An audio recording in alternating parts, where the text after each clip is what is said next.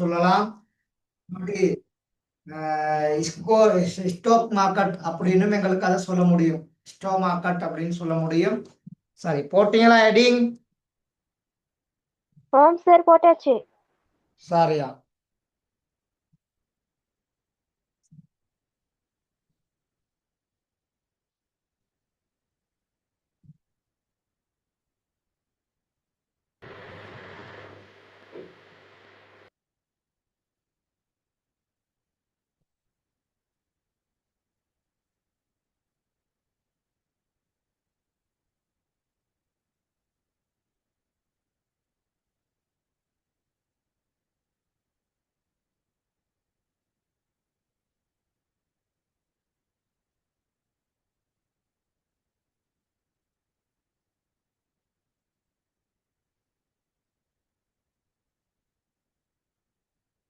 ஒரு நிமிஷம் இருங்க. இந்த மார்க்கருக்குள்ள இதை மாத்திக்கிறேன். மார்க்கருக்குள்ள ரீப்பில மாத்திக்கிறேன்.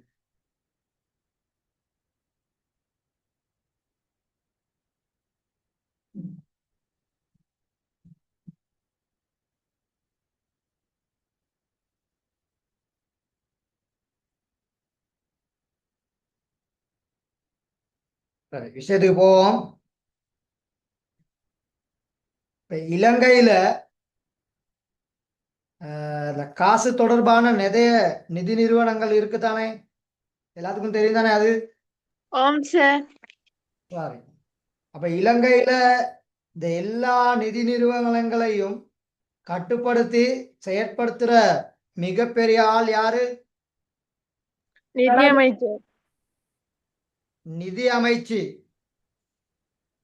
சரியா? நிதி அமைச்சு அப்படின்னு சொல்லுவோம். அப்ப அது தொடர்பான பெரிய வங்கி இலங்கையின் எந்த வங்கி? மத்திய வங்கி. இலங்கையின் மத்திய வங்கி, central bank of Sri Lanka.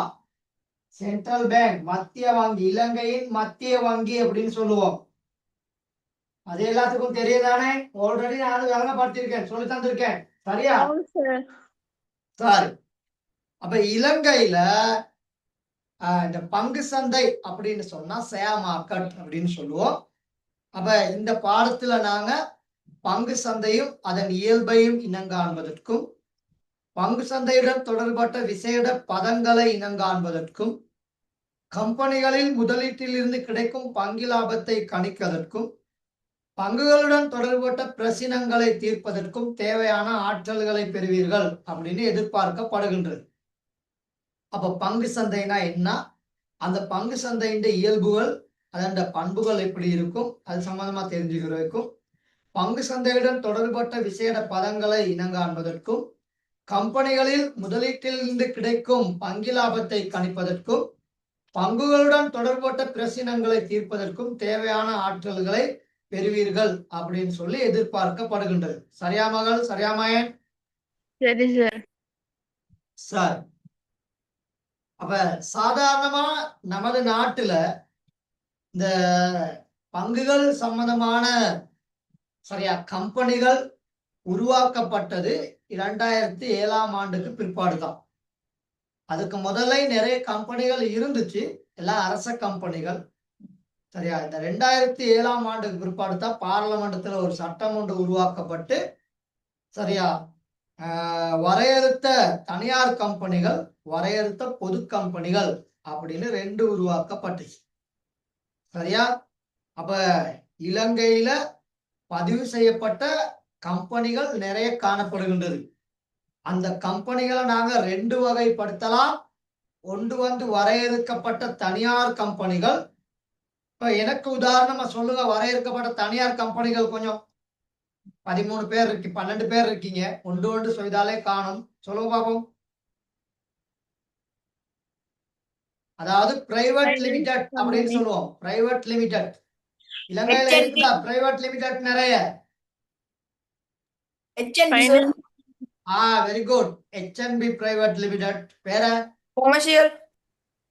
Commercial private limited. Sampath sir. Sampath. இப்ப இந்த பெசன் பக் எல்லாம் வராதா? பெசன் பக், நோலிமிட், திலக்கவர்தன், இந்தியாஸ். அதெல்லாம் வராதா? வரும் சார். வரும். அதுவும் ஒரு கம்பெனி தான். அதுவும் ஒரு கம்பெனி தான். சரியா? அடுத்து யுனிலெவர் கம்பெனி, சிலோன் பிஸ்கட் கம்பெனி, இப்படி இன்னைக்கு இலங்கையில நிறைய கம்பெனிகள் காணப்படுகின்றது. இதுல சார். அப்படி இருக்குது. சரியா? நிறைய இருக்குது. வியாபார நோக்கா கொண்ட கம்பெனிகள் நிறைய இருக்குது. வங்கிகள் தொடர்பான கம்பெனிகள் நிறைய இருக்குது. ஷேர் மார்க்கெட் தொடர்பான கம்பெனிகள் நிறைய இருக்குது. சரியா? இப்படி நிறைய கம்பெனிகள் காணப்படுகின்றது. அப்ப இதுல அந்த தனியார் கம்பெனிகள் அப்படின்னு சொல்லிக்கல, அது தனி நபர் ஒருத்தருக்கு சொந்தமானதாக காணப்படும். அரச கம்பெனிகள் அப்படின்னு சொன்னா அரசாங்கத்துக்கே சொந்தமான கம்பெனிகள். இப்ப இலங்கையின் அரச கம்பெனிகள் அப்படின்னு சொல்லிக்கல 1-2 தான் இருக்குது. நிறைய எல்லாத்தையுமே தனியாருக்கு வித்து போட்டாங்க, தனியாருக்கு கொடுத்துட்டான். சரி, அப்ப இங்க தனியார் கம்பெனிகள் தான் நமது நாட்டு கூடுதலாக காணப்படுகின்றது. ஓகே, சரியா? சரி சார். சார், அப்ப இது எல்லாமே சரியா நல்லா ஞாபகத்துல வச்சுக்கொள்ளுங்க. 2007ஆம் ஆண்டு நமது நாட்டுல கொண்டு வரப்பட்ட 7ஆம் இலக்க கம்பெனிகள் சட்டத்தின் கீழே தான் இந்த எல்லா கம்பெனிகளுமே பதிவு செய்யப்பட்டு நடத்தப்படுகின்றது. அது நிதியமைச்சின் கீழே காணப்படும். அப்ப தற்பொழுது ஒவ்வொரு அரசாங்கங்களும் உருவாக்கப்படும் பொழுது நிதி அமைச்சு அப்படின்னு ஒன்று தனியா இருக்கும். இப்ப நமது நாட்டுல உள்ள நிதி அமைச்சர் யார்? ஜனாதிபதி. சொல்லுங்க, தெரிஞ்சவங்க. யார் நிதி அமைச்சர்? விலங்கல்ல? பிரதமர் சார். சார். அருணி விமலசூரிய வந்து கல்வி அமைச்சர். கல்வி அமைச்சர் தான் அருணி விமலசூரிய. ஜனாதிபதி வந்து எந்த அமைச்சில இல்லைனா அவர் எல்லாத்தையும் கண்காணிக்கக்கூடியவராக காணப்படுகின்றாரு. சரியா? சரி, தேடி பாருங்க. இப்ப தற்பொழுது இலங்கையின் நிதி அமைச்சர் யார் அப்படின்னு சொல்லி தேடி சர்ச் பண்ணி பார்த்தீங்கன்னா உங்களுக்கு தெரிஞ்சு கொள்ளலாம். நான் அதை சொல்ல மாட்டேன். சரி, ஓகே. இலங்கைல ஜனாதிபதியா? ஜனாதிபதி நான் காட்டுது. இலங்கையின் நிதியமைச்சர், தற்போதைய நிதியமைச்சர் சொல்லுங்க. அப்படி ஜனாதிபதி நான் காட்டுது.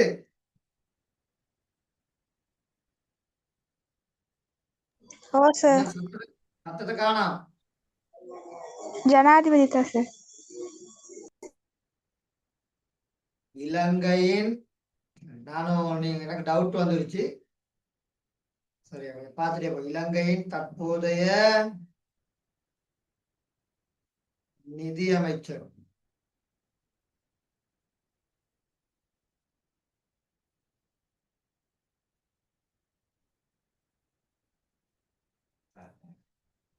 இலங்கையின் தற்போதைய நிதியமைச்சர் சரியா? அதாவது திட்டமிடல் மற்றும் பொருளாதார அபிவிருத்தி அமைச்சராக ஜனாதிபதி அனுரகுமார திசாநாயக்க பதவி வகிக்கிறார் அப்படின்னு தான் காமிக்குது. சரி, ஓகே. சரி, இப்ப சொன்னது சரியா? சரியா? சரி, ஓகே. இந்த விஷயங்கள் அப்டேட் ஆகிருக்கீங்க அப்படிங்கல உண்மையில சந்தோஷம். சரி, அப்ப இன்றைக்கு இலங்கையில சரியா ஷேர் மார்க்கெட் அப்படின்னு சொன்னா சாதாரணமாக நான் ஒரு கம்பெனியா ஆரம்பிக்கிறேன் அப்படின்னு வச்சுக்கொள்ளுங்க. இப்ப நான் இந்த கம்பெனிய செய்துக்கிட்டு போகும் பொழுது நான் ஒரு கம்பெனியா ஆரம்பிக்கும் பொழுது போடுறேன் ஒரு குறிப்பிட்ட முதல் ஒன்று. சரியா? சாதாரணமா நான் போடுறேன் கம்பெனியை ஆரம்பிக்கிறதுக்கு இவ்வளவு காசு நான் போடுறேன். இவ்வளவு காசு போடுறேன், அதாவது 10 மில்லியன். எத்தனை மில்லியன்? 10 மில்லியன். 10 மில்லியன் காசு நான் போடுறேன் ஒரு கம்பெனியை உருவாக்குறதுக்கு. அப்ப நான் இப்ப ஒரு கம்பெனியை உருவாக்கிட்டேன் அப்படின்னு வச்சுக்கொள்ளுங்களேன். இதுதான் என் கம்பெனி. சரியா மகள்? இப்ப இந்த கம்பெனி என் கம்பெனிய நான் இன்னும் கொஞ்சம் விஸ்தரிக்கணும். சரியா? 4-5 கிளைகளாக நான் என்ன செஞ்சுக்கணும், எல்லா பக்கமும் நான் எப்படி விஸ்தரிச்சுக்கிறோம் அப்படின்னு வச்சுக்கிறோங்களே. இப்படி எல்லா பக்கமும் நான் இந்த கம்பெனியை கொஞ்சம் விஸ்தரிச்சுக்கிறோம். அப்ப எனக்கு இந்த காசு போதல. சரியா, நான் இப்ப கையில வச்சிருக்க காசு போதல. 10 மில்லியன் தானே என் கையில இருக்குது. அப்ப இந்த 10 மில்லியன் காசு எனக்கு போதல அப்படின்னு சொன்னா உடனே நான் என்ன செய்வேன்? விளம்பரம் ஒன்று கோருவேன். பேப்பர்ல, பத்திரிகையில ஒரு விளம்பரத்தை கோருவேன். சரியா, ஏண்ட கம்பெனியில மூலதனம் பற்றாக்குறை ஒன்று காணப்படுகின்றது, யாராவது வந்து என்னோட இணைந்து கொள்றனா இணைந்து கொள்ளலாம் அப்படின்னு ஒரு விலை மனுன்னு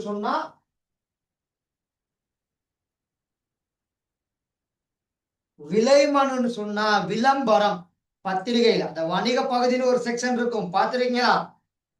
வணிக பகுதி. அதுல தான் அந்த விளம்பரங்கள் நிறைய வரும். அப்ப அந்த விளம்பரத்துல நான் ஒரு விளம்பரத்தை போடலாம். இப்படி என் கம்பெனி பதிவு செய்யப்பட்ட கம்பெனி, இவ்வளவு காலம் நான் செய்யறேன். அப்ப என் மூலதனம் 10 மில்லியன் காணப்படுகின்றது. அப்ப அடுத்த காலங்கள்ல என்னையோட வந்து நீங்க என்ன செய்து கொள்ளலாம், இணைந்து கொள்ளலாம் அப்படின்னு நான் பொதுமக்களுக்கு ஒரு விளம்பரத்தை கொடுப்பேனா இருந்தா அந்த சரியா கொடுக்கல் வாங்கல்களுக்கு வசதி செய்து கொடுக்கக்கூடிய இடம் தான் பங்கு சந்தை அப்படின்னு சொல்லுவோம். அப்ப யாரு வேண்டுமானாலும் காசு இருக்கவங்க அந்த பங்குகளை வாங்கலாம். அவங்களுக்கு தகுந்த சமயம் வரும் பொழுது அந்த பங்குகளை விற்கலாம். இதுதான் ஷேர் மார்க்கெட் அப்படின்னு சொல்றது. லீகலி, சரியா, இல்லீகலா இல்ல, லீகலா. அப்ப 2007ஆம் ஆண்டு 7ஆம் இலக்க அந்த கட்டளை சட்டகத்தின்படி இந்த share market documents, share market bond எல்லாம் இடம்பெறும். லோயர்களை வைத்துக்கொண்டு, சாட்சிகள் வைத்துக்கொண்டு தான் எல்லாமே அங்க நடக்கும். அப்படி சரியான முறையில தெரியாம செய்து கொண்டா வழக்குகள் ஏற வேண்டி வரலாம், சிறைவாசம் போக வேண்டி வரலாம். இப்படி சிக்கல்கள்லாம் வரும். சரியா, ஒரு சில கம்பெனிகள் ஆட்டையை போட்டு வெளிநாட்டுக்கு ஓடிடுவான். அப்ப அப்படியாப்பட்ட சந்தர்ப்பங்களும் காணப்படுகிறது. நம்பகமான கம்பெனிகள் வந்து கொஞ்சம் தான் இருக்கு. அப்ப அதுல வந்து நாங்க என்ன செய்யணும், பங்குகளை பெற்றுக்கொண்டு காணப்பட முடியும். இப்ப இலங்கையில அப்படியாப்பட்ட கம்பெனிகள் ஒன்று ஏபிசி கூட்டுத்தாபனம், அடுத்தது கொமர்ஷியல் பேங்க் பிரைவேட் லிமிடெட், இப்படி ஒரு சில கம்பெனிகள் காணப்படுகின்றது. சரியா, நன்மையா நல்ல கம்பெனிகள். சரியா, அங்கிட்டு எல்ஓஎல்சி பிரைவேட் லிமிடெட், சரியா, சென்ட்ரல் பினான்ஸ் பிரைவேட் லிமிடெட், இப்படி நல்ல அந்த பழமையான கம்பெனிகள் நிறைய இருக்குது. அப்ப அந்த கம்பெனிகள்ல நாங்க பங்குகளை என்ன செய்யலாம், முதலீடு செய்யலாம்.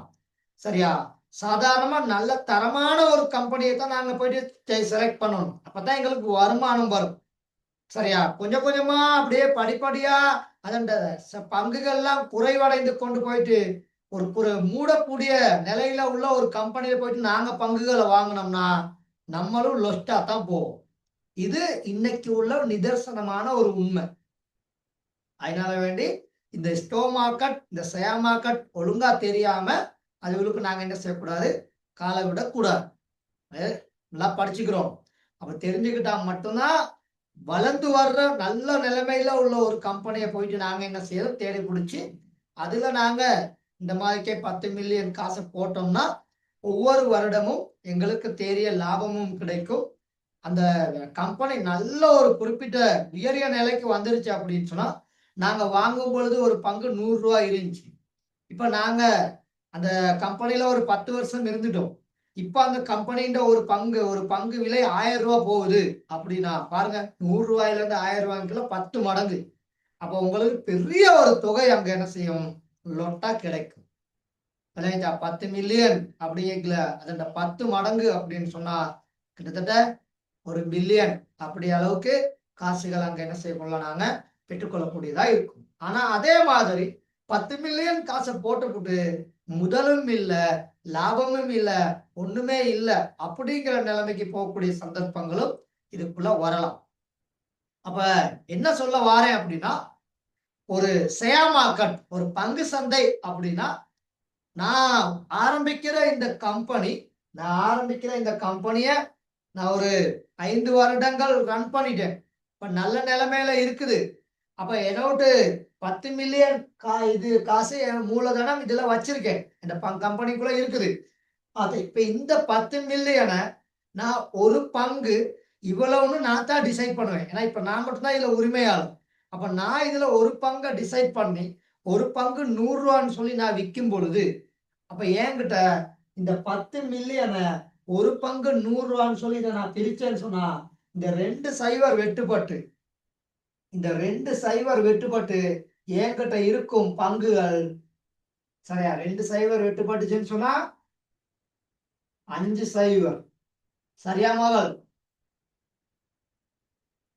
அப்ப என்கிட்ட 100,000 பங்குகள் இருக்கும்.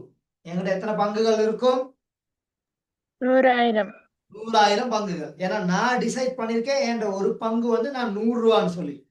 அப்ப இப்ப இந்த 100,000 பங்குகள்ல நீங்க யாராவது சரியா ஒரு 1000 பங்குகளையோ 10,000 பங்குகளையோ 50,000 பங்குகளையோ வாங்குறேன் அப்படின்னு சொல்லி என்னையோட வந்து இணைந்து கொள்ளலாம். அவ்வாறு இணைந்து கொள்வதற்காக வேண்டி பங்குகளை வாங்குறதுக்கும் பங்குகளை ஒருத்தருக்கு விற்கிறதுக்கும் இருக்கக்கூடிய வசதிகள் எல்லாத்தையும் செய்து கொடுக்கக்கூடிய ஒரு இடம் தான் பங்கு சந்தை அப்படின்னு சொல்லுவோம். சரியா? சரி சார். அப்ப நீங்க தலைப்பு போட்டிருப்பீங்க பங்கு சந்தை அப்படின்னு சொல்லி. அதுக்கு கீழே இந்த பாருங்க நான் அதை பிரேக்கெட் பண்ணி காமிக்கிறேன். இதை அப்படியே குயிக்கா நோட் பண்ணுங்க. பொதுமக்கள் பங்குகளை கொள்வனவு செய்த பின்னர் தமது பங்குகளை வேறொருவருக்கு விற்பனை செய்யலாம்.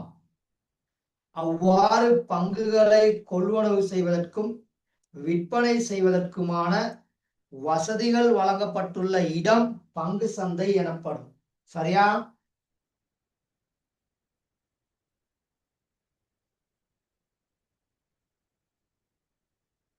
சரியா மகள்?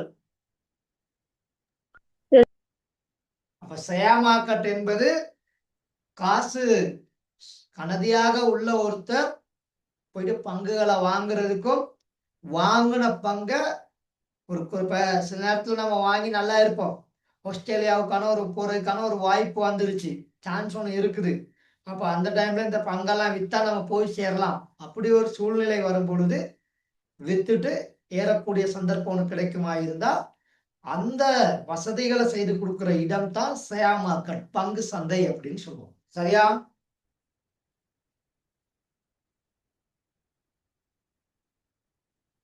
Okay sir. ஓகேவா? எல்லாருக்கும் கிளியர் தானே? ஆம் சார். ஆம் சார். சரி, நோட் பண்ணிட்டீங்களா? இல்ல சார். கொஞ்சம் குயிக் பண்ணுங்க.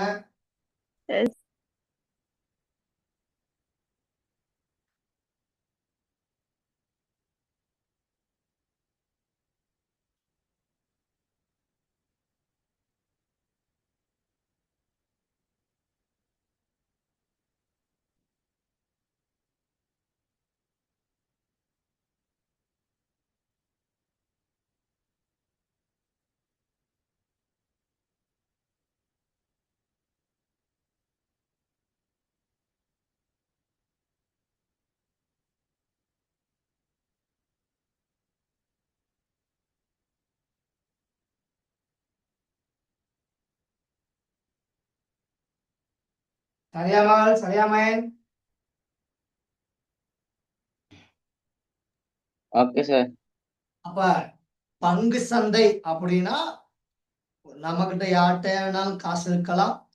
ஒரு கம்பெனியை ஆரம்பிச்சு அந்த கம்பெனியை நல்லா செய்துக்கிட்டு போகும் பொழுது இன்னும் கொஞ்சம் அந்த கம்பெனியின் காசை அதிகரித்து கொள்ளணும், அந்த கம்பெனியை பல்வேறு கிளைகளாக விஸ்தரிக்கணும் அப்படின்னு எதிர்பார்க்கும் பொழுது காசு போதல்ல அப்படின்னு சொன்னா யாரையாவது ஒருத்தர் வந்து நம்மளோட இணைந்து கொள்ளுங்க, எங்ககிட்ட இவ்வளவு பங்குகள் இருக்குது, ஒரு பங்கு இவ்வளவு அப்படின்னு சொல்லி அந்த அறைகூவல் விடுகின்ற அந்த சந்தர்ப்பத்துல வசதிகள் செய்து கொடுக்கிற இடம் தான் இந்த பங்கு சந்தை அப்படின்னு சொல்லுவோம். சரியா? ஓகேவா?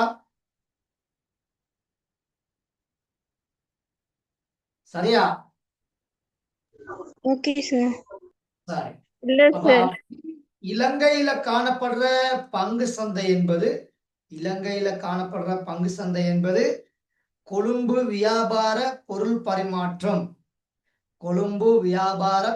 பரிமாற்றம் என அழைக்கப்படும். இது வந்து 2015ஆம் ஆண்டு தான் கொண்டு வரப்பட்டுச்சு. இன்னைக்கு அந்த சந்தர்ப்பத்துல 297 கம்பெனிகள் காணப்பட்டது அப்படின்னு சொல்லி புள்ளிவிவரங்கள் சொல்லுது. ஆனா இன்றைக்கு கிட்டத்தட்ட 10,000 கம்பெனிகள் கிட்ட இலங்கையில காணப்படுகின்றன. ஏன்னா இன்னைக்கு நிறைய கம்பெனிகள் ஆரம்பிக்கப்பட்டு நல்லா செய்து கொண்டு போறாங்க. அரச கம்பெனிகள்ல சல்லி இல்ல, ஆனா பிரைவேட் கம்பெனிகள்ல நிறைய காசு இருக்குது.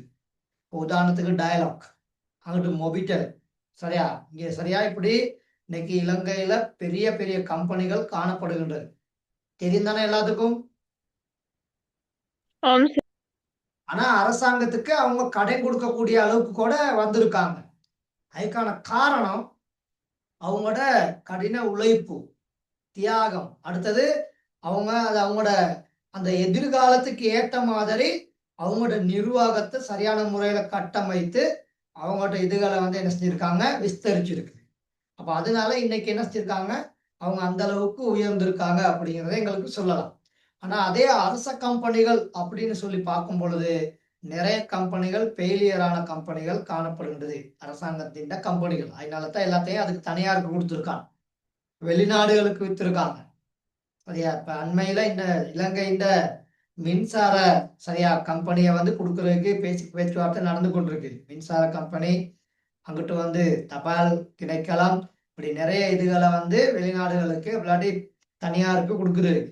அப்படியெல்லாம் கொடுத்தா இன்னும் அதன் பெருமானங்கள், அதன் பில்லு எல்லாமே அதிகரிக்கும். அப்படியாப்பட்ட சாத்தியக்கூறுகள்லாம் காணப்படுகின்றது சார். அப்ப இலங்கை பங்கு சந்தை கொழும்பு வியாபார பொருள் பரிமாற்றம் எனவும் அழைக்கப்படும். சரியா, கொழும்பு வியாபார பொருள் பரிமாற்றம், கொழும்பு ஷேர் மார்க்கெட். அப்படின்னா கொழும்பு தானே கூடுதலா மெயினான இடமா காணப்படுகின்றது. இலங்கையில வந்து பெரிய பெரிய நகரங்கள் இருக்குது.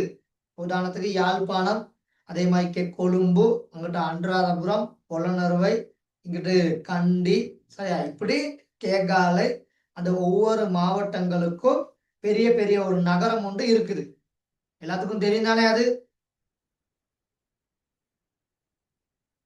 இப்ப நுவரெலியா, அங்கிட்டு பதுல்ல, சரியா இந்த பக்கம் ரத்னபுர, சரியா இப்படி மொனராகலை, அங்கிட்டு முல்லைத்தீவு, இங்கிட்டு வவுனியா, இப்படி பெரிய பெரிய நகரங்கள் இருக்குது.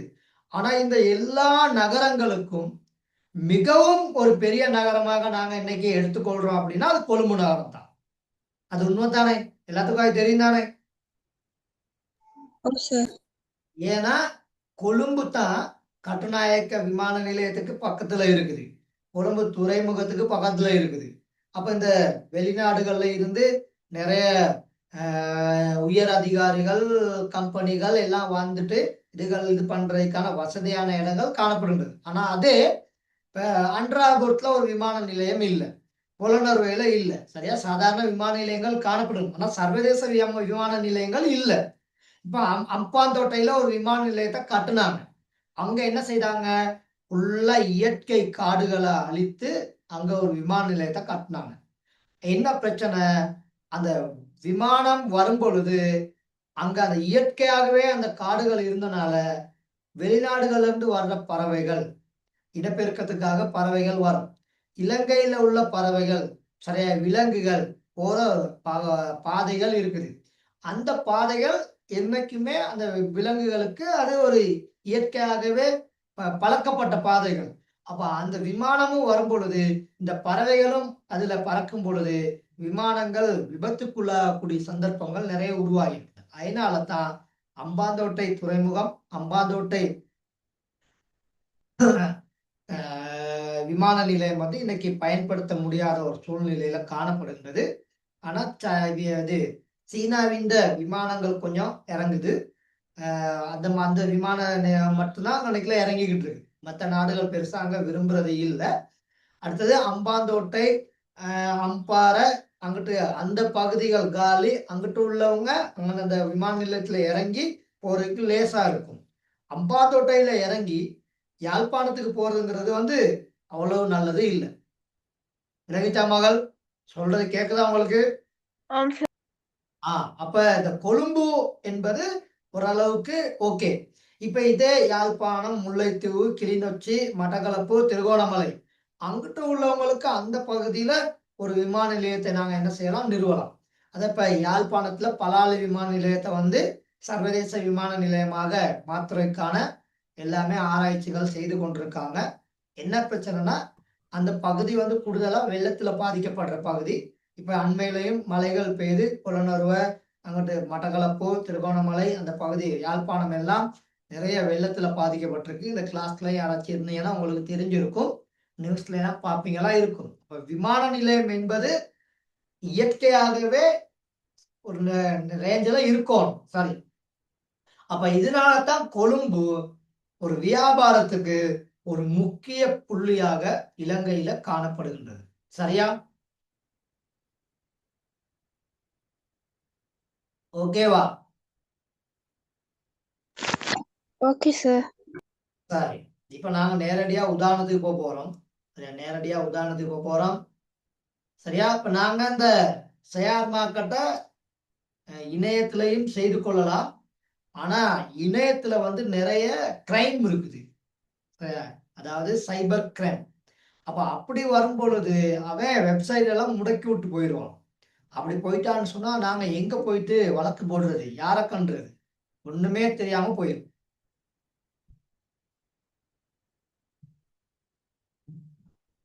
சரியா? ஓகேவா?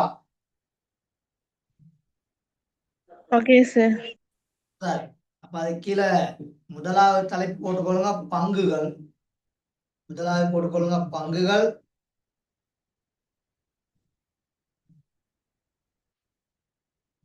சரியா? பங்கு என்பது சரியா? பங்கு என்பது ஒரு கம்பெனியின் மூலதனத்தை, கம்பெனியின் தொடக்க மூலதனத்தை ஒரு அலகாக கருதி அதனை சமமாக பிரிக்கும் போது அதில் ஒரு பகுதி பங்கு என அழைக்கப்படும். சரியா? சரி. இத பாருங்க, மார்க் பண்ணி காமிச்சிருக்கேன். கம்பெனியின் தொடக்க மூலதனத்தை ஒரு அலகாக கருதி அதனை சமமாக பிரிக்கும் போது அதில் ஒரு பகுதி பங்கு என அழைக்கப்படும். சரியா?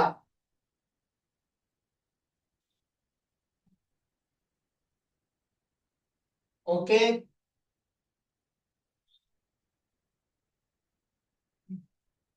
சரியா? சரி சார். சரி, முதலாவது உதாரணம் நோட் பண்ணுங்க. முதலாவது உதாரணம்,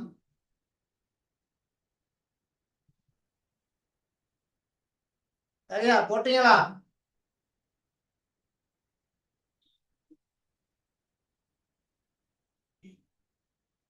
போட்டீங்களா?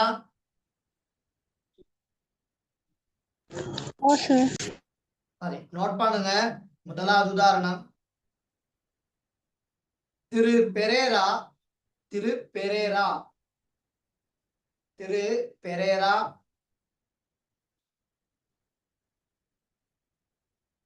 திரு பெரேரா 10 மில்லியன், திரு பெரேரா 10 மில்லியன் ரூபாய், 10 மில்லியன் 7 0. சரியா மகள்? சரியா மகன்? Okay sir. திரு பெரேரா 10 மில்லியன் மூலதனத்தை பயன்படுத்தி 10 மில்லியன் மூலதனத்தை பயன்படுத்தி மூலதனத்தை பயன்படுத்தி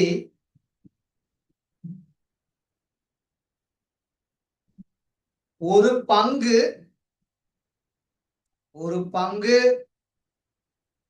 ரூபாய் 100 வீதம்,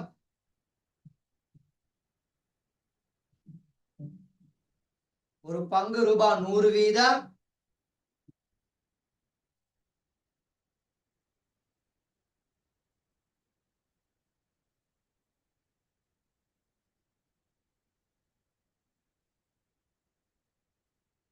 எழுத கொஞ்சம் வாசிங்க யாராவது ஒரு ஆள்.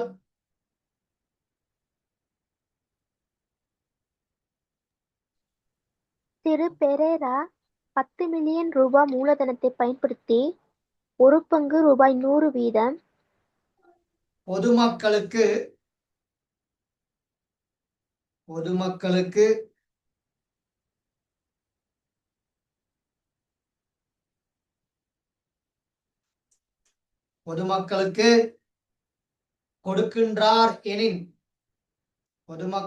கொடுக்கின்றார் எனின் பங்குகளின் எண்ணிக்கையை காண்க. சரியா?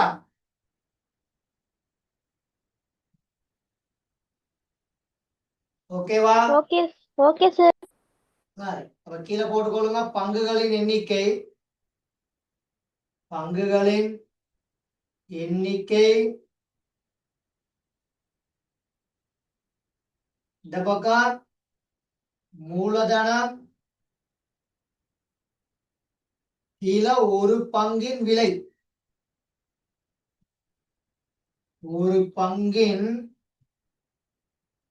விலை. சரியா? அப்ப ரூபாய் 10 மில்லியன் 70 கீழே ரூபாய் 100. என்ன செய்யலாம்?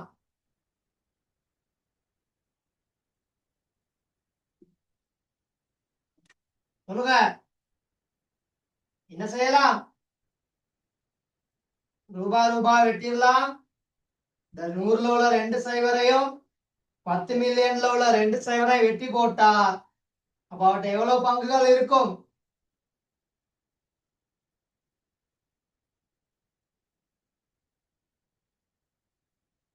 எவ்வளவு பங்குகள் காணப்படும்?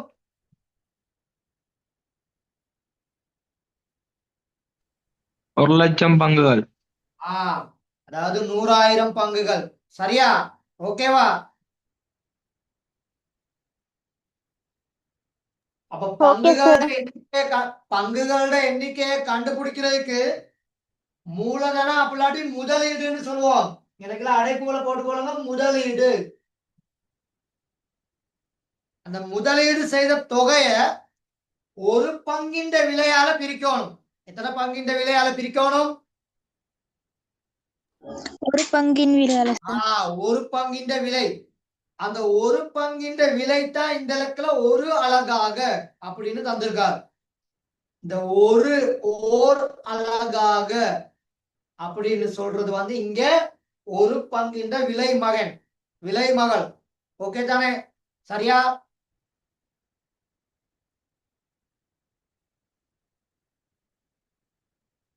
சரியா? Okay sir. ரெண்டாவது உதாரணம் போடுங்க. ரெண்டாவது உதாரணம் சரியா? சொல்லவா? சரி சார். எழுதுக. ஒரு குறித்த கம்பெனியின் இதெல்லாம் நோட் பண்ணியாச்சு. இதை அழிக்க போறேன். அழிக்கவா? சார் இல்ல சார். Last sir. குயிக்கா நோட் பண்ணுங்க. கொஞ்சம் வேகமா நோட் பண்ணணும்.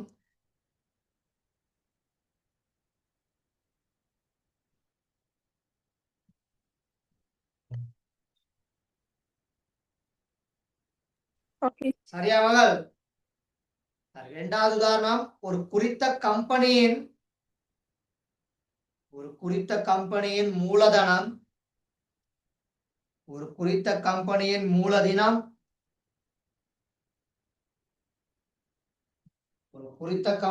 மூலதனம் ரூபாய்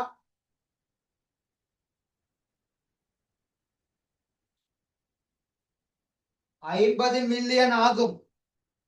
ஒரு குறித்த கம்பெனியின் மூலதனம் 50 மில்லியன் ஆகும். சரியா? சரி சார். 50 மில்லியன் ஆகும். கம்பெனி ஒரு பங்கின் விலையை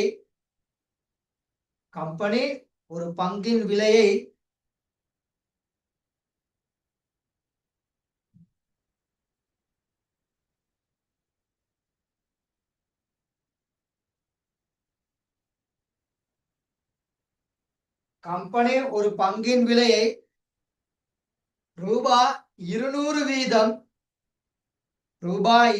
வீதம்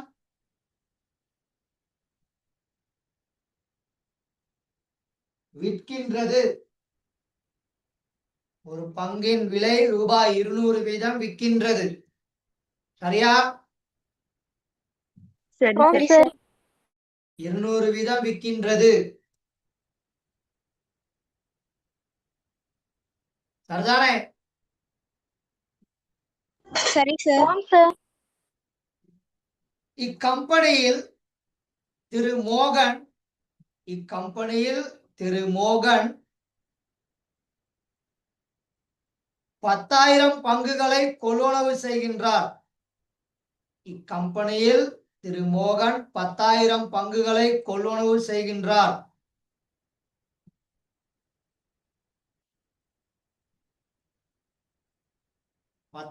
பங்குகளை கொள்வனவு செய்கின்றார். சரியா? ஆம் சார். சரியா மகள்? சரி. முதலாவது கேள்வி கம்பெனியின் பங்குகளை காண்க. முதலாவது கேள்வி கம்பெனியின் பங்குகளை காண்க. சரியா மகன்?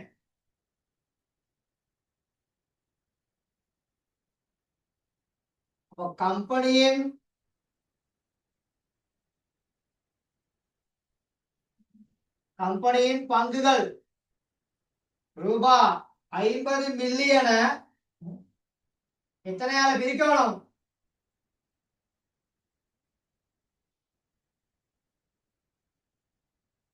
எத்தனையால பிரிக்கணும்? 200 சார். 200ஆல. ரூபா கேன்சல். இந்த 2 சைவரை வெட்டிடுவீங்க. கிடைக்கல. 50 2ஆல பிரிச்சா 25. அதோட 4 சைவர். சரியா மகன்? சரியா மகள்? சரி சார். சரி சார். பங்குகள் சரியா? ஓகேவா? இரண்டாவது கேள்வி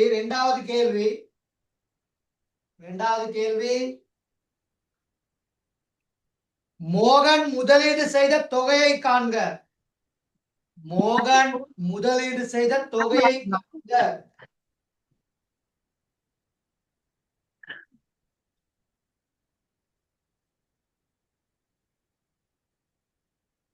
அப்ப மோகனின் முதலீட காண்றதுக்கு பங்குகளின் எண்ணிக்கை பெருக்கல் ஒரு பங்கின்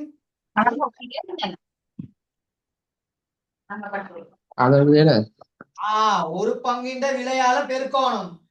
அப்ப மோகன் எத்தனை பங்குகள் வாங்கியிருக்காரு? 10,000. 10,000 பங்குகள். ஒரு பங்கு கம்பெனில எவ்வளவு விலை? 200. 200,000. அப்ப இப்ப இது ரெண்டையும் பெருக்கினீங்கன்னா ரூபால வரும். ஆகவே ரூபா இதுல 2 சைவர், இதுல 4 சைவர். அப்ப மொத்தம் 6 சைவர். சரியா? சரி சார். அப்ப 6 சைவர்னா இவரு 2 மில்லியன் காசை போட்டிருக்காரு. 20 லட்சத்தை போட்டிருக்காரு. எத்தனை லட்சம் போட்டிருக்காரு? 20 லட்சம். 20 லட்சம் போட்டிருக்காரு. சரியா மகன்? சரியா மகள்? Okay sir. சரி. அடுத்து மூன்றாவது மோகன் முதலிட்ட தொகையை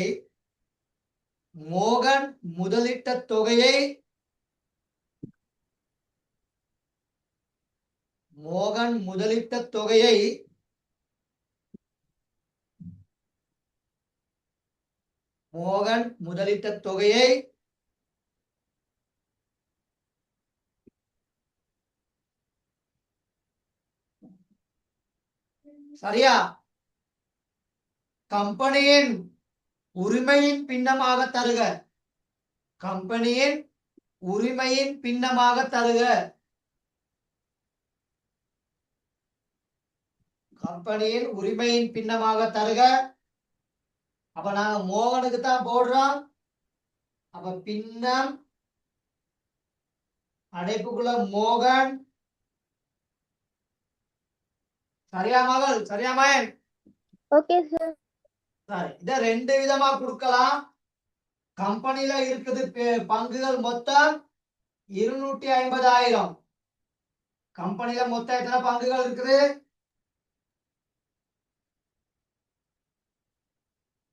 2,50,000. 250,000 இருக்குது. அதுல மோகன் எத்தனை பங்குகள் வாங்கியிருக்காரு? 10,000. 10,000 பங்குகள் வாங்கியிருக்காரு. அப்ப 4 சைவரை 4 சைவரை வெட்டிடலாம், அப்படியா? ஆம் சார். 4 சைவரை 4 சைவரை வெட்டிட்டீங்கன்னா 25 மேல் 10. ஆகவே பின்ன எவ்வளோ? 5 மேல் 2. 5 மேல் 2. இது ஒரு முறை. சரியா? முறை 2 இதை போட்டுக்கொள்ளுங்க. முறை 1, முறை 2. முறை 2 எப்படின்னு சொன்ன மகள்? சரியா? முறை 2 தான் எனக்கு செய்யறேன். பின்னம் மோகன். வேற எப்படி இந்த பின்னத்தை காணலாம்? தெரிஞ்சவங்க சொல்லுங்க.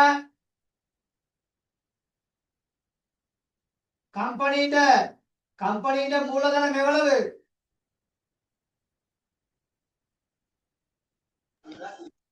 50 மில்லியன். கம்பெனியிட முதலீடு 50 மில்லியன். அதுல மோகண்ட முதலீடு எவ்வளவு?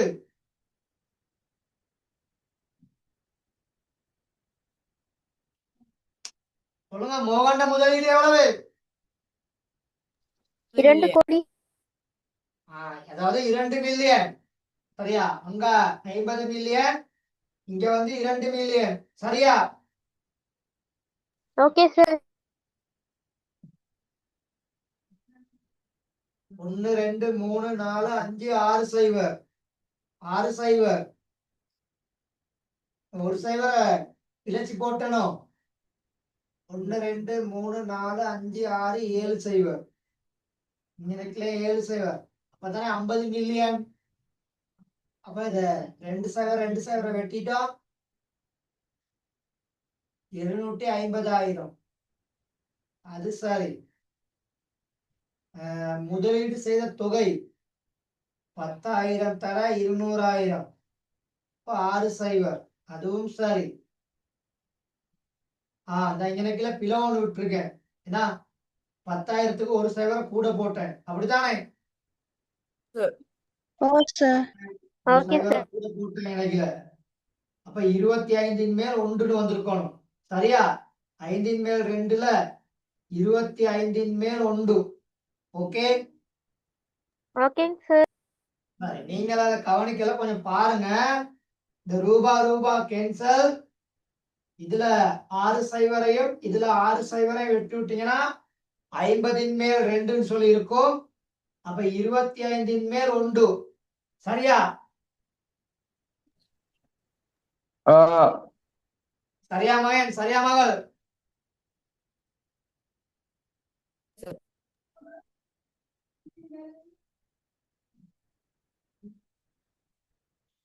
சரியா? ஓகேவா?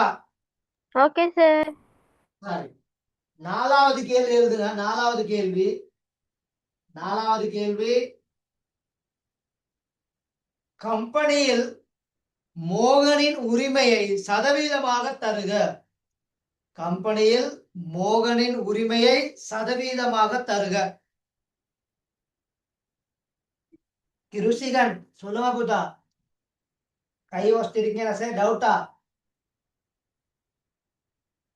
இல்ல சார். கை சேராகி இருக்குது, தவறுதலா டச் ஆயிடுச்சோ தெரியல. 4வது வந்து கம்பெனியில் மோகண்ட உரிமை வந்து என்ன சதவீதம்னு கேட்டிருக்குது. அப்ப நாங்க சதவீதம் காண்றதுக்கெல்லாம் ஆல்ரெடி நாங்க படிச்சிட்டோம். அப்ப சதவீதம் மோகன் அவட உரிமை தெரியும் 25 மேல் 1ன்னு சொல்லி. 25 மேல் 1. அப்ப அது எத்தனை சதவீதத்தால பெருக்கணும் சதவீதம் காண்றதுக்கு?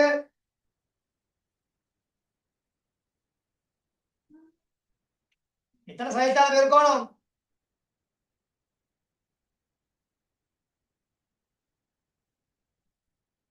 நூறு சார். 100ஆல. அப்ப மோகன் சத உரிமை வந்து 4%. ஓகேவா? 4%. Okay sir. ஓ சார். சரிதானே? அப்ப இதெல்லாம் நாங்க ஆல்ரெடி படிச்ச விஷயங்கள். எது? இந்த சதவீதம் காண்றது, பின்னத்துல கொடுக்கறது, அதெல்லாம் நாங்க படிச்ச விஷயங்கள். சரியா மகன்? சரியா மகள்? சரி நோட் பண்ணிட்டீங்களா? இன்னும் டைம் வேணுமா? சார் லாஸ்ட் கேள்விக்கான விடை சார். நன்றி. இந்த லாஸ்ட் கேள்விக்கு சதவீதம் மோகன் 25 மேல் 1 தர 100%. இப்படி போட்டு செய்தாலும் 4% வரும். அப்படி இல்லாட்டி 250,000 மேல் 10, 10,000 தர 100%. அப்படி போட்டாலும் 4% வரும். ரூபாய் 50 மில்லியனின் மேல் ரூபாய் 2 மில்லியன் தர 100%. அப்படி போட்டாலும் 4% வரும். சரியா? ஓகேவா?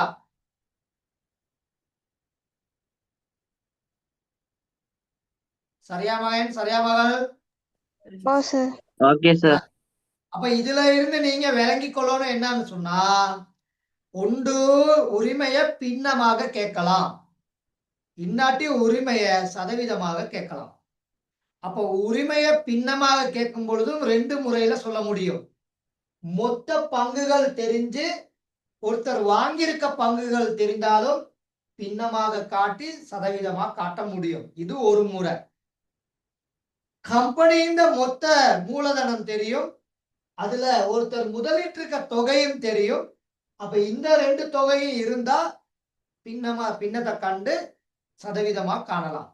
ஒன்று பங்குகளை வைத்து காண்றது, இன்னொன்னு முதலீடு செய்த தொகையை வைத்துக் கொண்டு காண்றது. சரியா? Okay sir. இந்த 2 முறைகள்ல ஒரு கம்பெனில ஒருத்தருட உரிமைய பின்னமாக அப்படி சதவீதமாக எங்களுக்கு சொல்லலாம். சரியா மகன்? சரியா மகள்?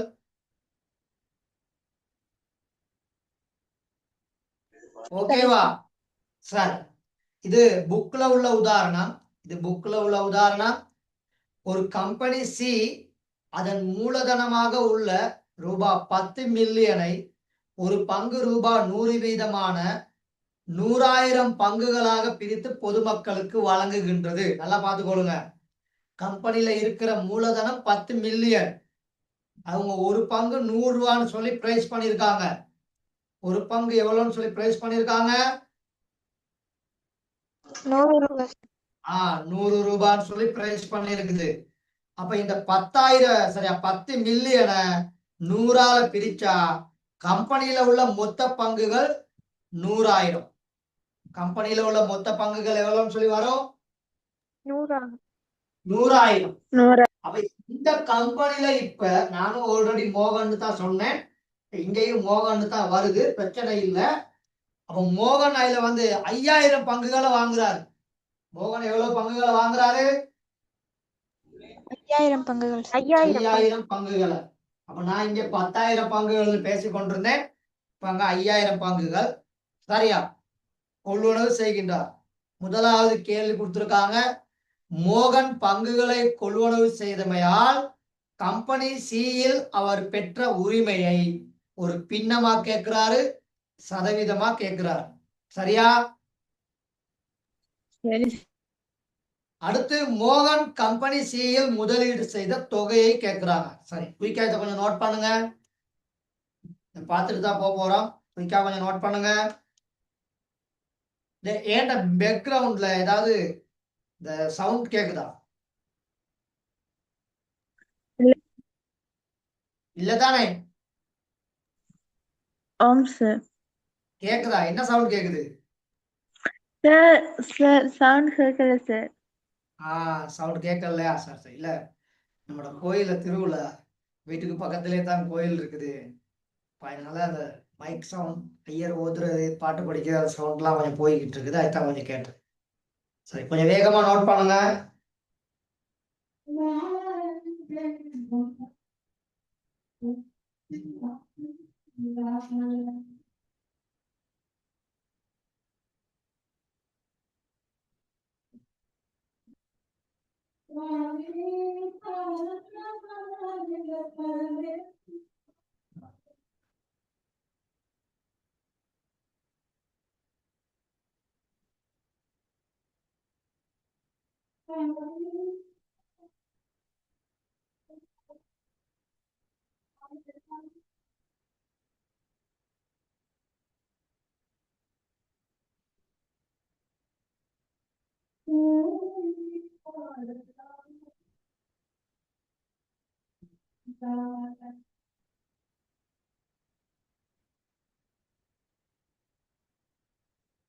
சரியா நோட் பண்ணிட்டீங்களா? ஆம் சார்.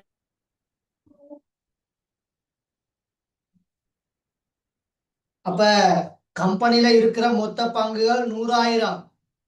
அதுல மோகன் வாங்கி இருக்கிற பங்குகள் 5,000. அப்ப பின்னமாக காட்டேலுமா இருந்தா 100,000 மேல் 5,000 சுருக்கி விட எடுக்க தானே?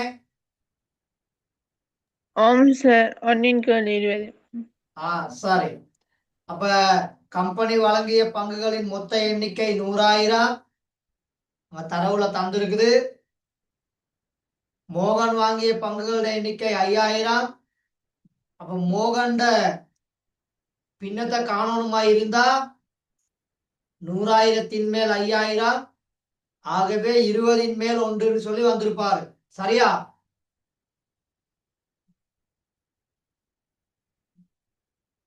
ஓகே ஓகேவா? சார். Okay sir. அப்ப ரெண்டாவது கேள்வி கேட்டிருக்காங்க. ரெண்டாவது கேள்வி சதவீதமா கேட்டிருக்காரு. இப்ப 20 மேல் 1 தர 100%. 20 மேல் 1 தர 100%.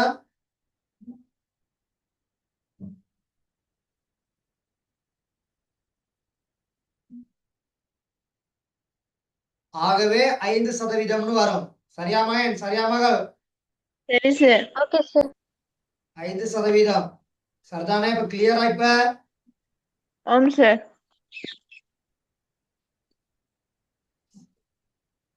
சரியா? ஓகேவா? Okay okay sir. சார். சரி. அதுல இன்னொரு கேள்வி இருக்குது. மோகன் முதலீடு செய்த தொகை அப்ப 5,000 ரூபாய் 100ஆல பெருக்கி இருக்கணும். 5,000 ரூபாய் எத்தனையால பெருக்கி இருக்கணும்?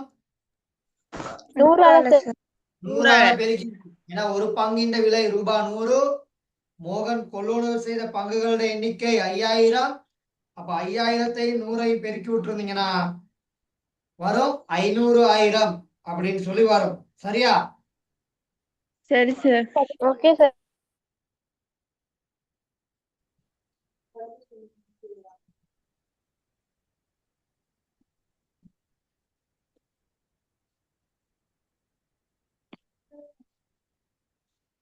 கிளியர் தானே? ஆம் சார். ஆம் சார். கிளியர். சரி. அடுத்த ஹெடிங் போடுங்க. பங்குகளுக்கான பங்கு லாபம். அடுத்த ஹெடிங் போடுங்க. பங்குகளுக்கான பங்கு லாபம்.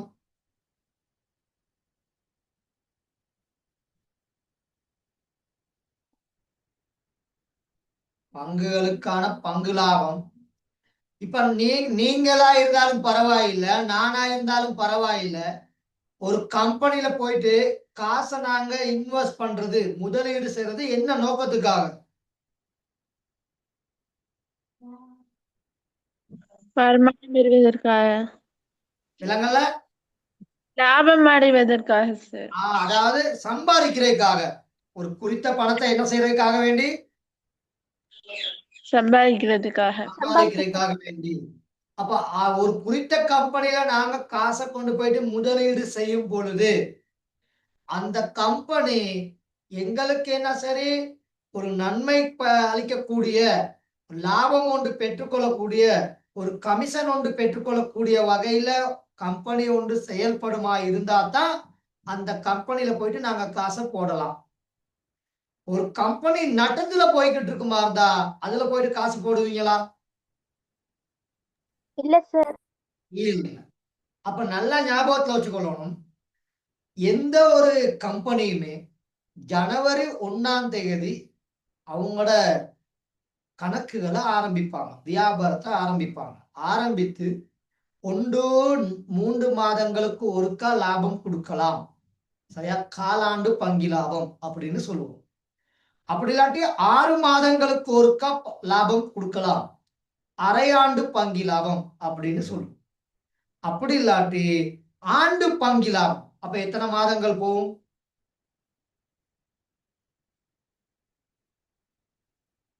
ஆண்டு பங்கி லாபம்னா எத்தனை மாதங்கள் செல்லும்? 12 மாதங்கள். 12 மாதங்கள். அப்ப எப்ப லாபத்தை பிரிச்சு கொடுப்பாரு? December 31. December 31, end of the year. நமக்கு இவ்வளவு வருமானம் வந்திருக்குது, இத்தனை பங்குதாரர்கள் இருக்காங்க, ஒவ்வொருத்தரும் ஷேர் பண்ண அளவு இவ்வளவு, ஆகவே ஒவ்வொருத்தருக்கும் கொடுக்க வேண்டிய லாபங்கள் இவ்வளவுன்னு சொல்லி வெளிப்படையாக அங்க என்ன செய்யப்படும்? எல்லாமே காட்டப்படும். சரியா? அப்ப இதுதான் லீகல். சரியா? சில குளறுபடிகள் நடக்குமா இருந்தா கொலகேஸ்லையும் வந்து விடலாம். சரியா? உயிர்கள் போகக்கூடிய சந்தர்ப்பங்களும் காணப்படலாம். அப்படி நிறைய விஷயங்கள் இருக்குது. அப்போ பங்குகளுக்கான பங்கு லாபம் அப்படின்னா அந்த ஒரு பங்குக்கு கம்பெனி தீர்மானிக்கும். அந்த கம்பெனில போர்டுல இருப்பாங்க முக்கியமான புள்ளிகள். அந்த பங்குகளை இப்ப நான் ஒரு இன்வெஸ்ட் பண்ணிருக்கேன்னு சொன்னா நான் இதுல இருப்பேன். இப்ப இஸ்ரா நீங்க இருக்கீங்கன்னு சொன்னா நீங்களும் அந்த போர்டுல இருப்பீங்க. அங்கிட்டு கிருஷிகன் இருக்கீங்கன்னா மகன் நீங்களும் அந்த போர்டுல இருப்பீங்க. ஏன்னா நம்ம எல்லாத்துக்கும் அங்க உரிமை இருக்குது. அப்ப அந்த உரிமை இருக்கனால எல்லாம் சேர்ந்து தான் அங்க முடிவு எடுக்கலாம். அப்ப அங்க தீர்மானிக்கப்படும் ஒரு பங்குக்கு எவ்வளவு லாபம் கொடுக்கலாம், கமிஷன் எவ்வளவு கொடுக்கலாம், 3 ரூபாயா, 5 ரூபாயா, 10 ரூபாயா, 15 ரூபாயா அப்படின்னு அந்த போர்டுல உள்ளவங்க தான் தீர்மானிப்பாங்க. அந்த ஒரு பங்குக்கு ஆண்டுதோறும் கொடுக்கக்கூடிய அந்த உயரிய லாப பெருமானம் ஆண்டு பங்கி லாபம் என அழைக்கப்படும். ஒரு பங்குக்கான ஆண்டு பங்கி லாபம் என அழைக்கப்படும். ஒவ்வொரு கம்பெனிக்கு சட்டத்திட்டங்கள் இருக்குது, யாப்புகள் இருக்குது. அவங்க ஒரு 5 வருடத்துக்கு ஒரு காத்தான் அந்த ஆண்டு பங்கி லாபத்தை மாத்துவாங்க, ஒவ்வொரு வருடமும் மாத்துவாங்க. அப்படியெல்லாம் விதிமுறைகள் இருக்குது, கம்பெனிகளுக்கு ஏற்ற வேறுபடும். சரியா மகள்? சரியா மகன்? சரியா? ஓகேவா? சரியா? சரி, அப்ப எழுதி கொள்ளுங்க. பங்குகளுக்கான பங்கி லாபம் நான் சொல்றேன், அதை நோட் பண்ணுங்க. பங்குகளுக்கான பங்கி லாபம் ஒரு குறித்த கம்பெனி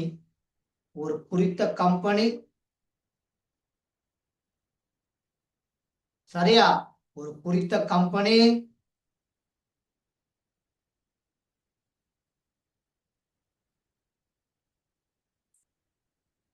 சரியா மகள்? சரி சார். ஒரு குறித்த கம்பெனி பெரும் மொத்த வருமானத்தில் இருந்து ஒரு குறித்த கம்பெனி பெரும் மொத்த வருமானத்தில் இருந்து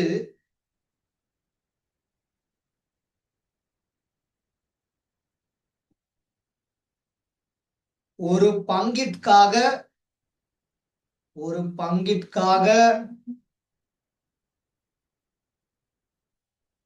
பங்கிற்காக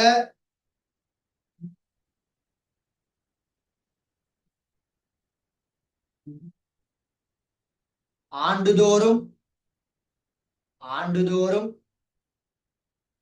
அல்லது காலாண்டுகளுக்காக அல்லது அரையாண்டுகளுக்காக, ஆண்டுதோறும் அல்லது காலாண்டுகளுக்காக அல்லது அரையாண்டுகளுக்காக.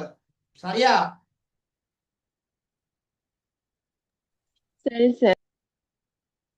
காலாண்டுகளுக்காக அல்லது அரையாண்டுகளுக்காக செலுத்தும் தொகை பங்கி லாபம் எனப்படும். ஓகேவா?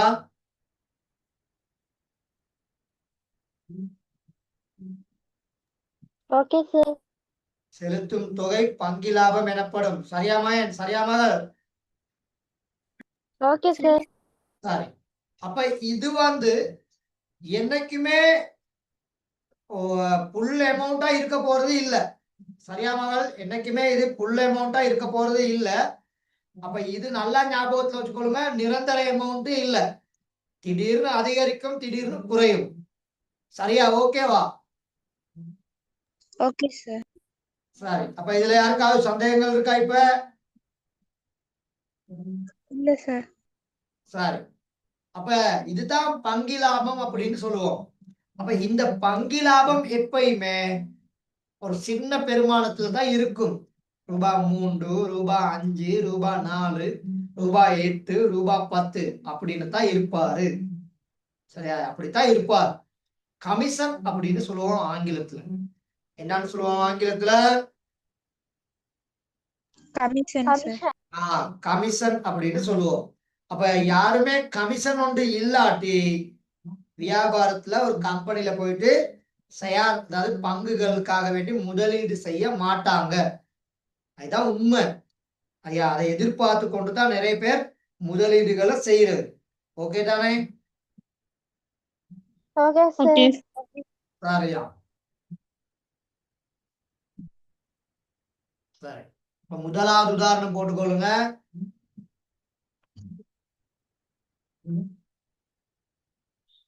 சரியா? முதலாவது உதாரணம். சரியா? முதலாவது உதாரணம் எழுதுறதுக்கு இந்த தரவை எழுதணும். நான் அதை சொல்ல மாறேன்ட்டேன். இந்த தரவை மட்டும் எழுதுங்க. இந்த தரவு பாருங்க, பிரேக்கெட் பண்ணி காமிக்கிறேன். கீழே உள்ள கேள்வி இல்ல, இந்த தரவுகளை எழுதுங்க. இந்த தரவுகளை எழுதணும். எழுதிட்டு அங்க போகணும். சரியா? அந்த தரவுகளை நோட் பண்ணுங்க. கீழே உள்ள கேள்விகள் இல்ல, அந்த தரவை மட்டும் நோட் பண்ணுங்க. அந்த தரவை மட்டும் நோட் பண்ணுங்க. ஓகே மகள்? ஓகே மகன்? Okay sir. Okay sir. சரி, அதை மட்டும் நோட் பண்ணுங்க.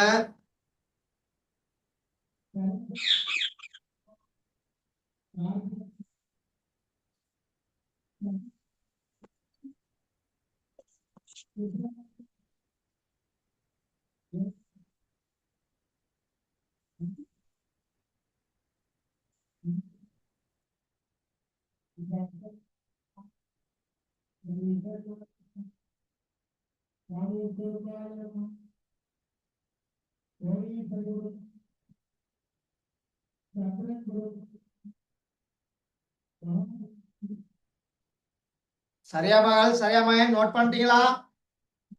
ஓம் சார், ஓம் நோட் பண்ணிட்டேன். சரியா? அதுக்கு கீழே தான் இந்த கேள்வி இப்ப நாங்க எழுதணும். இந்த தரவுகளை எழுதுங்க. அதுக்கு கீழே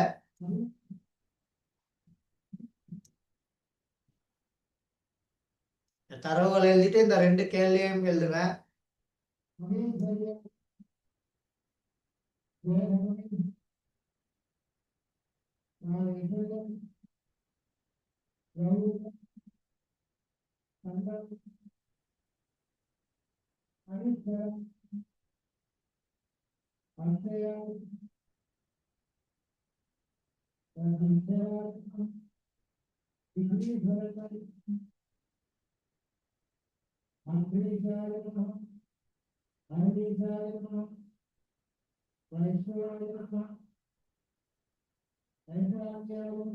சரியா மகன்? சரியா மகள்? சரி சார். அப்ப மோகன் கொள்வனவு செய்த பங்குகள் 5000 பங்குகள். அதுல அந்த கம்பெனில ஒரு பங்கின் விலை 100 ரூபாய். ஆனா அந்த கம்பெனில ஒரு பங்குக்காக கொடுக்கிற கமிஷன், பங்கி லாபம் எவ்வளவு கொடுக்குறாங்க? 5000. கொள்ளுவனே, நல்லா வாசிக்கணும். 100 பங்குகள் சார். ரூபாய் 4 சார். கொடுக்குறாங்க கமிஷன். கமிஷனா எவ்வளவு கொடுக்குறாங்க? ரூபாய் 4. ரூபாய் 4. நல்லா பாருங்க, நான் அழகாத்தானே சொல்றேன். குறித்த ஒரு கம்பெனில 100,000 பங்குகள் இருக்குது. அந்த 100,000 பங்குகள்ல மோகன் 5000 பங்குகளை வாங்கியிருக்காரு. ஒரு பங்கு 100 ரூபாய். ஒரு பங்கு 100 ரூபாய் விலை 5000 பங்குகளை வாங்கியிருக்காரு. இப்ப கம்பெனி அந்த எல்லா பங்குகளுக்கும் கொமிஷன் எவ்வளவு கொடுக்குதுன்னா எவ்வளவு கொமிஷன் கொடுக்குது? 4 ரூபாய் 4. 4 ரூபாய் கொடுக்குது. அப்ப இப்ப மோகனாயில 5000 பங்குகளை வாங்கியிருக்காரு தானே. அப்ப இவர் 5000 பங்குகள் வாங்கியிருந்தா ஒரு பங்குக்கு 4 ரூபாய் படி அவருக்கு கமிஷன் கிடைக்கும். ஒரு பங்குக்கு 4 ரூபாய் படி அவருக்கு கமிஷன் கிடைக்கும். அப்ப மோகனுக்கு கிடைக்கும் வருமானத்தை காண்றதுக்கு மோகன் பங்குகளோட எண்ணிக்கை 5000, ஒரு பங்கிற்குரிய வருமானம் வந்து ரூபாய் 4. ஆகவே மோகன் வருமானத்தை காண்றதுக்கு 5000 4 பேருக்கணும். 4ஆல பெருக்கணும். பெருக்குனீங்கன்னா அவருக்கு 20000 கிடைக்கும் அந்த ஆண்டுக்கான வருமானமாக. சரியா மகன்? சரியா மகள்?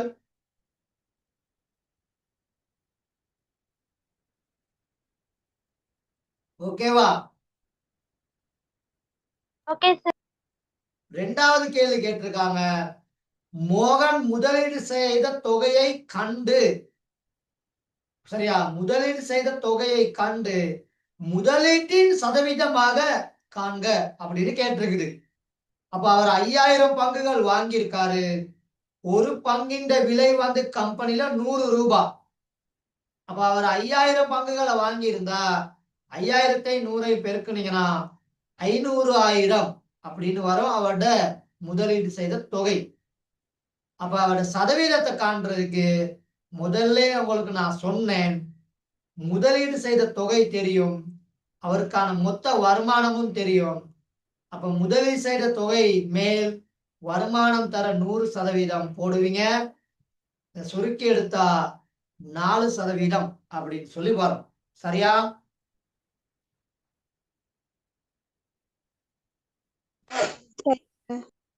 ஓகேவா?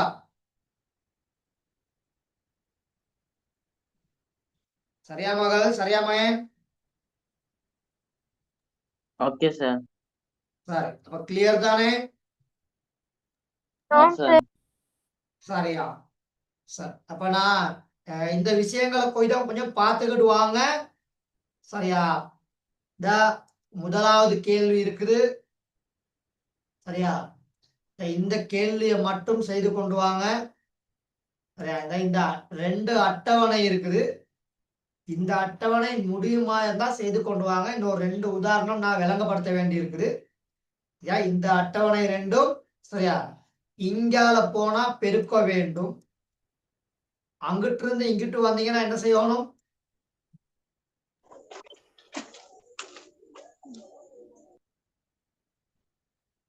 இப்படி இடமிருந்து வலமாக சென்றா பெருக்க வேண்டும். வலமிருந்து இடமாக வந்தா என்ன செய்ய வேண்டும்? வகுக்கணும் சார். வகுத்து பார்க்கணும். வகுத்தல். அப்ப பெருக்கல் வகுத்தல் செய்து இருந்தா இந்த 2 அட்டவணையும் இலகுவாக செய்து கொள்ள முடியும். சரியா? ட்ரை பண்ணி பாருங்க படிச்சு கொடுத்ததை வச்சு. சரியா? இப்ப நான் இந்த 1வது கேள்வியையும் இந்த 2வது கேள்வியையும் மட்டும்தான் தந்திருக்கேன். இந்த 2 அட்டவணைகள் இது 2ஐயும் அடுத்த கிளாஸ் வரும்பொழுது செய்து கொண்டு வாங்க. சரியா மகள்? சரியா மகன்? சரி சார். சரி, அப்ப எல்லாருக்கும் குட் நைட். சரியா? Good night sir. Thank you sir. Good night. Good night, sir. Thank you sir. Okay.